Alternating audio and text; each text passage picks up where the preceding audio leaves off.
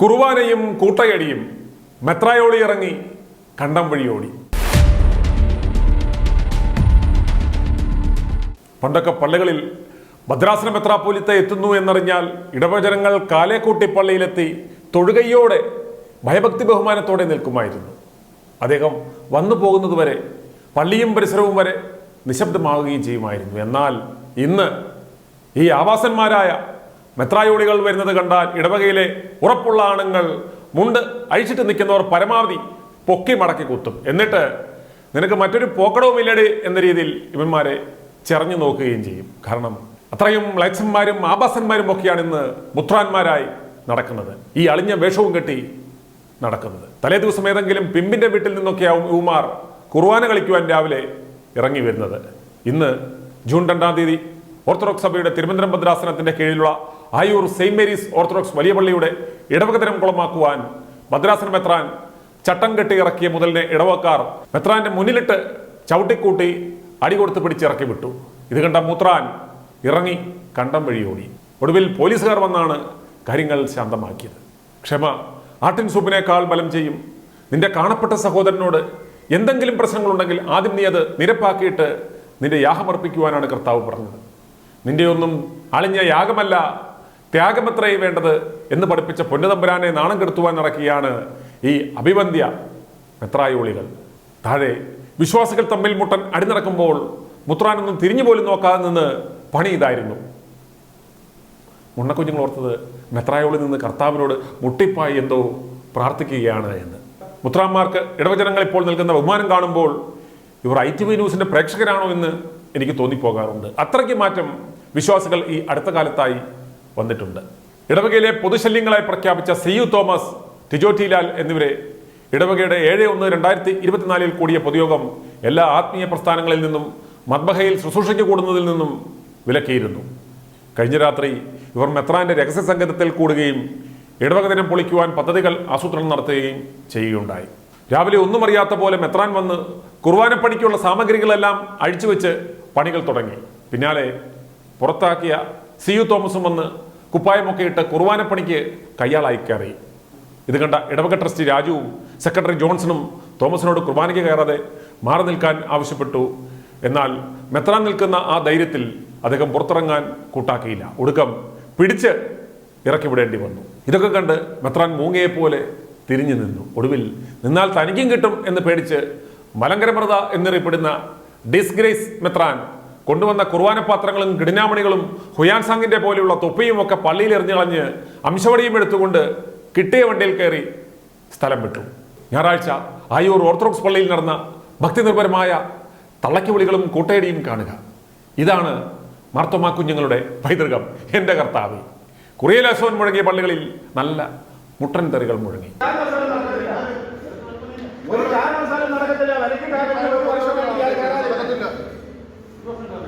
ഒരു വർഷമായിട്ട് കയറാതിരുന്നത് ഇന്ന് കയറണം. അതുകൊണ്ട് ദയവായിട്ട് കാലേപ്പിച്ച് പറയുക, ഇടവദിനം അലങ്കോലമാക്കരുത്. അതുകൊണ്ടാണ് പറഞ്ഞ ഇടവദിനത്തിന് കഴിഞ്ഞ പ്രാവശ്യം ഈ പള്ളി കിടന്ന് ഇത്രയും കഴിഞ്ഞ ഒരു വർഷം പ്രശ്നങ്ങൾ മേൽ പ്രശ്നം ഉണ്ടാക്കി പള്ളി അലങ്കോലപ്പെടുത്തിയ ഒരാളാണ് ഇപ്പം മധുവയ്ക്കർ നിൽക്കുന്നത്. കഴിഞ്ഞ ഒരു വർഷം ഇപ്പൊ മിണ്ടാടിക്കുന്ന ഒരു കാര്യമില്ല, വീഡിയോ എടുത്തിട്ട് ഒരു കാര്യമില്ല. ഇതെല്ലാം കാണിച്ച നിങ്ങൾ പൊതുയോഗം തീരുമാനിച്ചിട്ടൊന്നുമില്ലല്ലോ. ഫാൻസി രാജുവിന്റെ മുളയുടെ മാത്രം പള്ളിയാവുമ്പോ നമുക്ക് ആലോചിക്കാം. നിങ്ങളുടെ പള്ളിയാകുമ്പോ ആലോചിക്കും. ആര് സെക്രട്ടറി ട്രസ്റ്റി? ഇവിടെ മുളയറ മാത്രം ആദ്യമായിട്ടൊന്നും സെക്രട്ടറി ട്രസ്റ്റി ഒന്നും അവിടെ വിട്, കുഴപ്പമില്ല.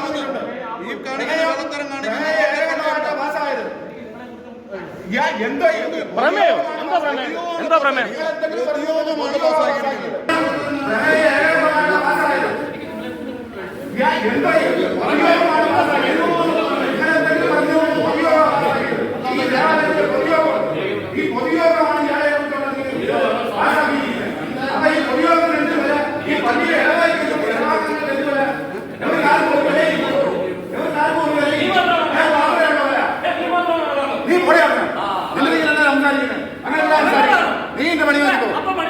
നീ എന്റെ പണി നോക്കിപ്പോ, നിന്റെ പണി പോലെയാണോ? പിന്നെ ആയിരല്ല പോലീസിനെ വിളി. നടക്കത്തില്ല തോമസേ, നടക്കത്തില്ല.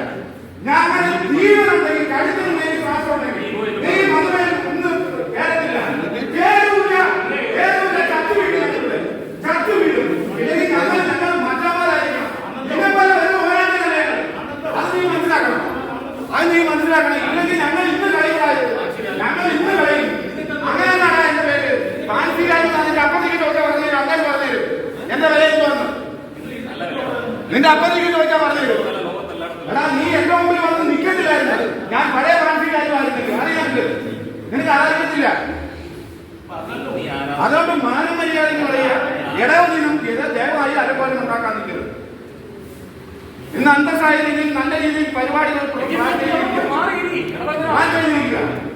അതുകൊണ്ട് ഇടവചന അനുകൂലമാക്കാൻ നിൽക്കരുത്. ഒരു കാരണവശാലും തോമസ് മന്ത്രിയെ കയറി അതിനൊരു തീരുമാനം ഉണ്ടാകുന്നത് വരെ കയറാനൊക്കെ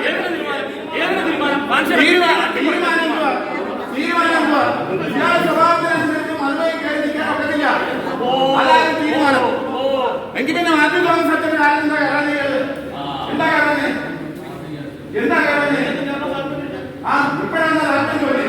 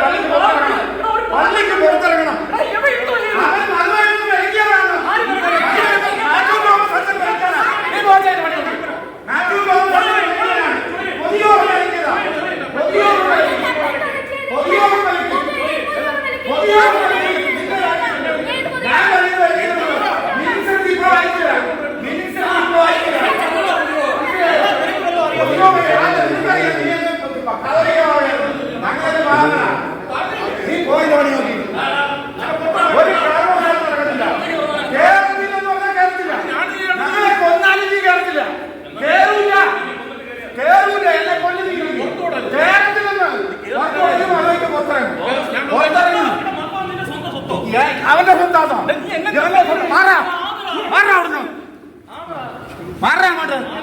ഒരു കളി നടക്കത്തില്ല.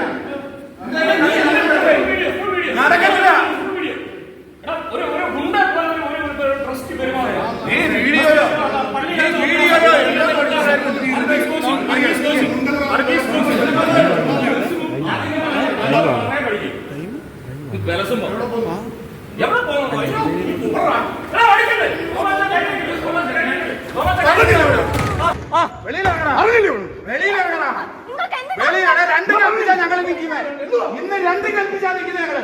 മനസ്സിലായോ? ഇത് കഴിഞ്ഞ ഒരു വർഷം ഇന്ന് രണ്ട് കൽപ്പിച്ചാ നിൽക്കുന്നത്. മനസ്സിലായോ? ഒന്ന് അന്തസ്സായിട്ട് ജീവിക്കും. മനസ്സിലായോ? മോളെ വീഡിയോ ഒറ്റ വീഡിയോ. ഈ ലാലു ഒക്കെയാണ് ഇവിടുത്തെ ഏറ്റവും വലിയ കൃമി. ആണ്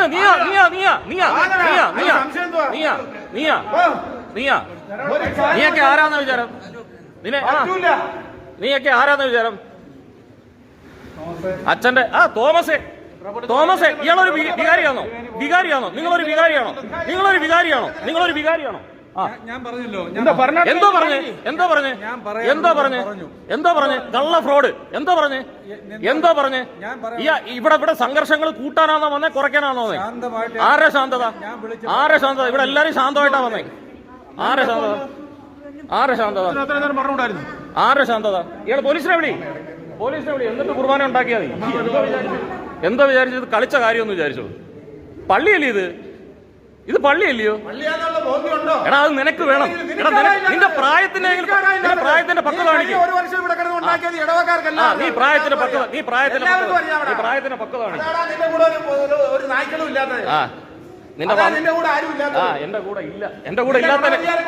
എന്റെ കൂടെ ഇല്ലാത്തതിന്റെ കാണുന്നു. ഞാൻ ഇതിന് നിനക്ക് മറുപടി ഒന്നും പറയുന്നില്ല. കാരണം നിനക്ക് അതിനുള്ള യോഗ്യതയില്ല. എനിക്ക് കൂടുതലാ. അത് നീ മനസ്സിലാക്കി. നിന്റെ മാത്രം പള്ളിയോ? ആ നീ വിളിച്ചോണ്ട് വാ ആരെയാന്ന് വെച്ചാ.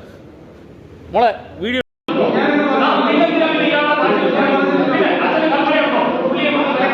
അതിൽ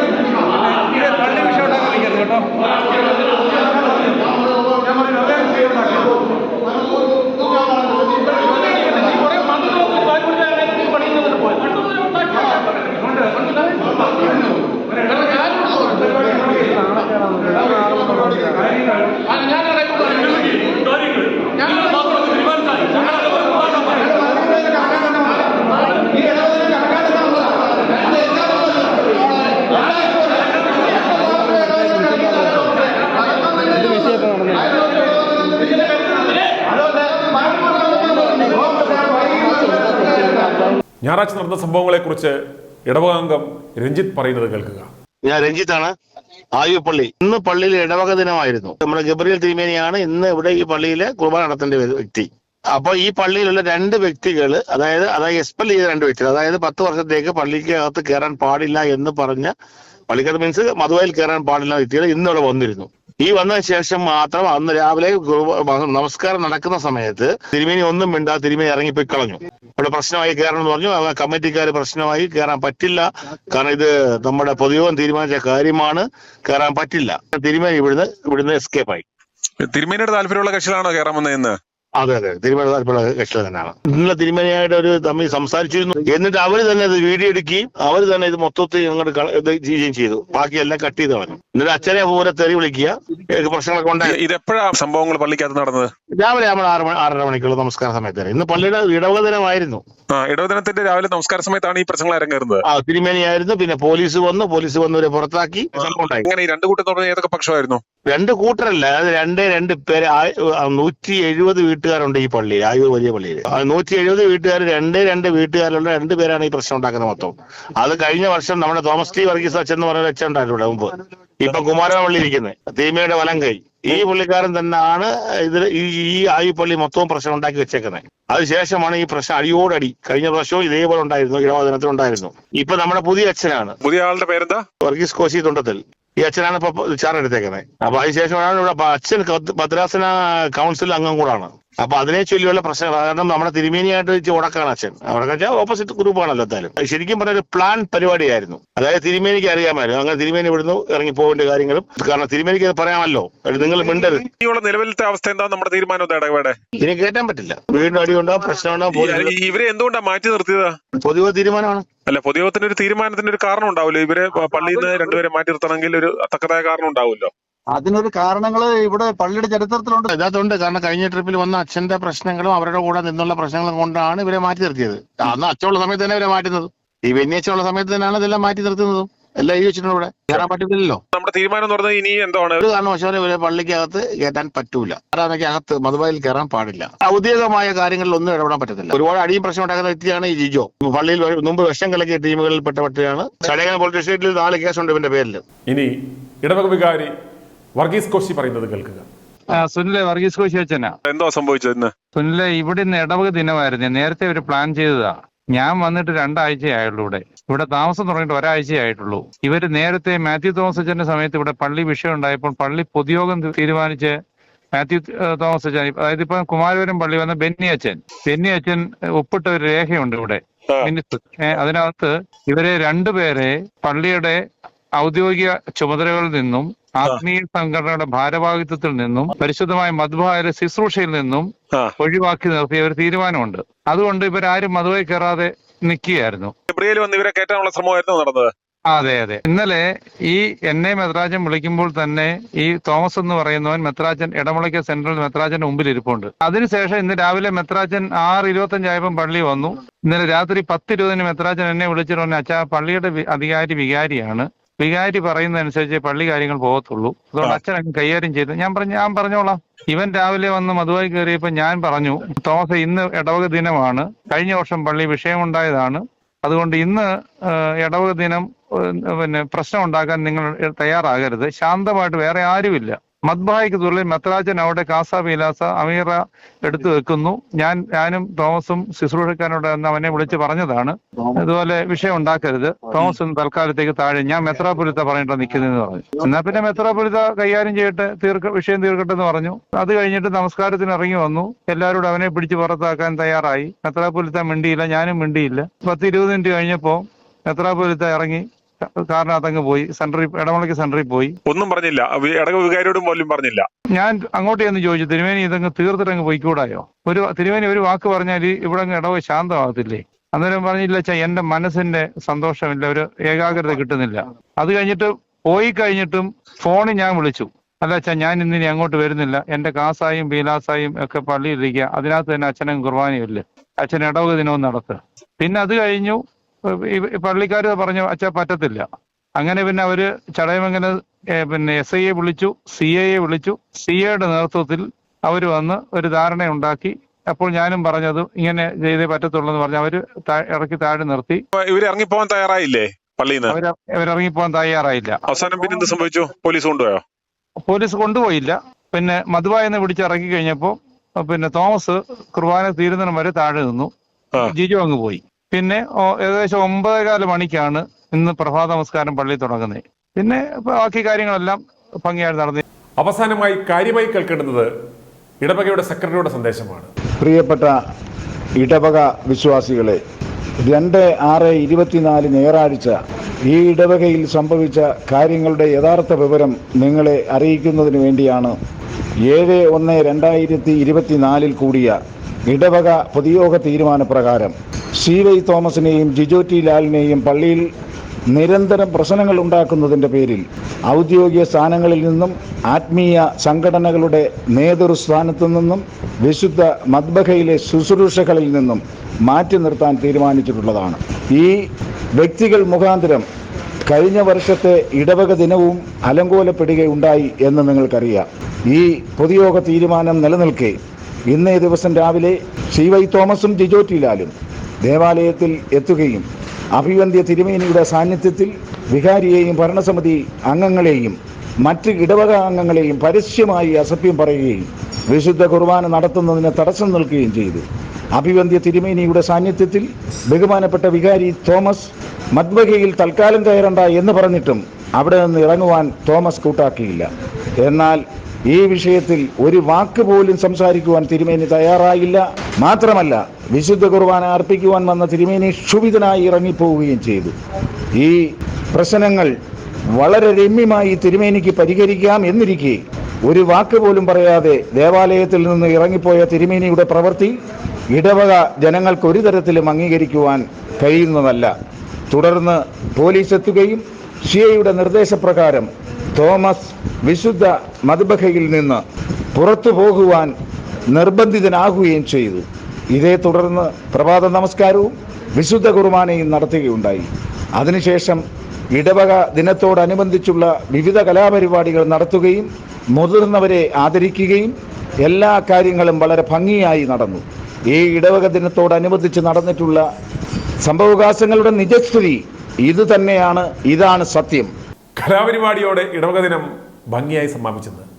രാവിലെ നടന്ന കലാപരിപാടികളെക്കാൾ വേറെ എന്ത് നല്ല പരിപാടിയാണ് എൻ്റെ സെക്രട്ടറി ഉള്ളത്. എല്ലാം അങ്ങേ മഹത്വത്തിനായി, എല്ലാം അങ്ങേ പുകഴ്ചയ്ക്കുമായി, ഞാനോ ബലഹീനനും പാപിയുമായ ദാസൻ. നിങ്ങളുടെ പ്രാർത്ഥനകളാൽ ചിലപ്പോൾ രക്ഷപ്പെടാൻ സാധ്യതയുണ്ട്. അപ്പോൾ i2i News, an eye for truth. i2i News subscribe ചെയ്തിട്ടില്ലാത്തവർ ഇപ്പോൾ തന്നെ സബ്സ്ക്രൈബ് ചെയ്യുക. നോട്ടിഫിക്കേഷൻ ലഭിക്കുവാൻ ബെൽ ബട്ടണും അമർത്തുക.